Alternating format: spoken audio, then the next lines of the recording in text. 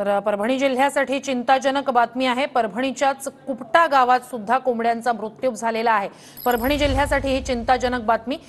कोंबड्यांचा मृत्यू कुपटा गावात झाला आहे। 500 गावरान कोंबड्या दगावलेल्या आहेत। कोंबड्यांच्या मृत्यूमुळे गावात मोठी खळबळ उडालेली आहे। कोंबड्यांचे सॅम्पल्स आता पुणे आणि भोपाळला पाठवण्यात आलेले आहेत। कोंबड्यांचा मृत्यू बर्ड फ्लूमुळे झाल्याचा संशय आहे।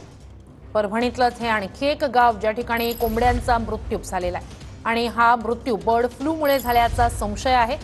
परभणी जिल्ह्यासाठी ही चिंताजनक बाब म्हणायची।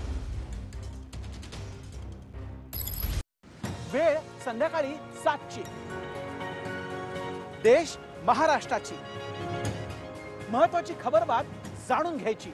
देश आणि महाराष्ट्राच्या मोठ्या बातम्यांचं बुलेटिन देश महाराष्ट्र रोज संध्याकाळी 7 वाजता। TV9 मराठी, काळजी तुमची, हित महाराष्ट्राचं।